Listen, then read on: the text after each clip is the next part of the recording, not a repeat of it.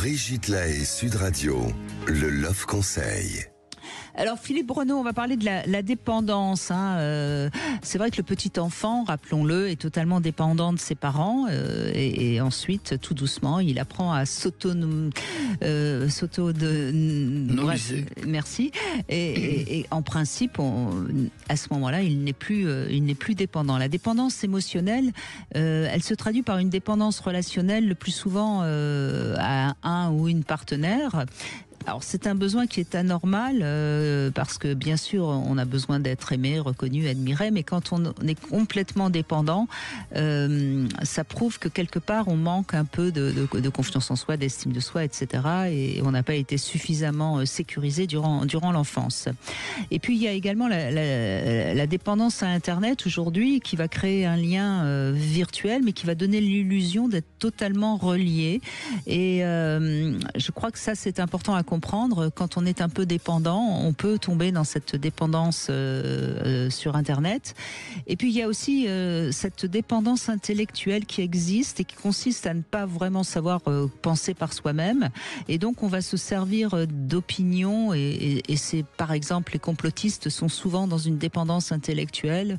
Ils vont trouver une sorte de, entre guillemets, de gourou qui va leur faire faire penser comme lui et du coup ne finissent par pas connaître vraiment leur propre opinion, et c'est un petit peu dommageable parce que pour se réaliser soi-même, pour arriver à se connaître, il faut quand même sortir d'une dépendance. Donc si vous êtes dans une dépendance amoureuse, une dépendance à Internet, une dépendance intellectuelle, attention, parce que finalement vous n'arriverez pas à savoir exactement qui vous êtes et donc à aller dans la bonne direction qui vous permet d'être heureux. Mais oui, c'est presque là, ce que vous évoquez, Brigitte, est tellement fondamental. C'est presque une leçon de vie, parce que tiens, très souvent à nous, psychothérapeutes, psychiatres, on demande mais quelle est la solution pour être bien dans la vie. Moi, je dirais d'abord autonome. Ben oui, bien sûr. C'est-à-dire que, et ça vient de la toute petite enfance, c'est-à-dire si on crée des liens de dépendance qui se poursuivent à l'état d'adulte, l'autonomie n'est pas totale et je vais être très lié à des contraintes. En plus, dépendance, ça va entraîner des mécanismes que nous appelons obsession, c'est-à-dire qu'on va avoir des mécanismes qui vont nous bloquer, nous verrouiller dans des situations qu'on ne pourra pas dépasser. Et c'est très vrai que l'autonomie, d'abord parentale, et l'autonomie parentale, ça ne veut pas dire j'abandonne mes parents. Mais non, bien sûr. C'est-à-dire j'ai autant de liens avec les parents, par contre je suis autonome. Je n'ai pas besoin d'échanger toutes les émotions. J'ai pas besoin de tout dire. Et ça, c'est pas très souvent compris.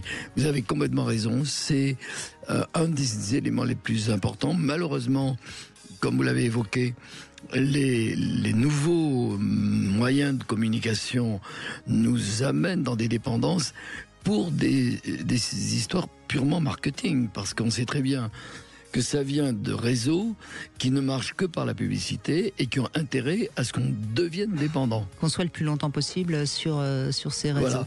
Donc qu'on s'éloigne, qu'on s'autonomise des parents, mais qu'on s'autonomise aussi des réseaux. Voilà. Et peut-être aussi, on peut ajouter qu'il y a de plus en plus d'ados qui restent chez papa, maman. Alors peut-être parfois pour des questions financières, oui, mais aussi parce que les parents, quelque part, aiment bien aussi garder leurs ados chez eux.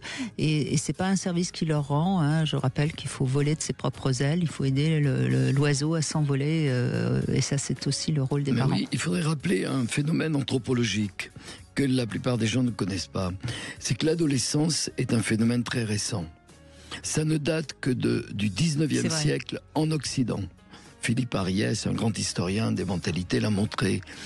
Parce qu'auparavant, on est en Afrique traditionnelle, dans des cases. On est dans la France médiévale, tout ce qu'on veut. On est en Asie ou ailleurs. On est enfant, et ensuite on a un rite de passage, un cérémonial qui fait que le lendemain on est adulte. Il n'y a pas d'adolescence. De zone intermédiaire. Et c'est l'Occident, dans un moment où on a émancipé les jeunes à devenir progressivement, a donné cette adolescence interminables, puis ça donne des adolescents, des tanguis qui restent jusqu'à 30 ans chez les parents. Donc on a toujours intérêt à ce que l'adolescence ne soit qu'un passage. Et le mieux, c'est s'il y a des rituels. Malheureusement, on a enlevé le service militaire, qui était une très bonne chose sûrement. Il faudrait l'avoir remplacé par autre chose. Oui, mais je suis comme vous, je pense que les rituels sont indispensables à l'humanité. Mais bon, ce serait le sujet d'une autre émission. Le porno est sûrement un des rituels, et moi je crois que c'est positif. Lorsque des jeunes adultes sont capables de parler autour du porno, c'est un rituel qui leur dit: je ne suis plus du côté des enfants, je deviens du côté... Mais il faut aussi l'abandonner. C'est-à-dire, c'est pendant un temps, effectivement, je vais rentrer dans une autre catégorie, et le monde des adultes.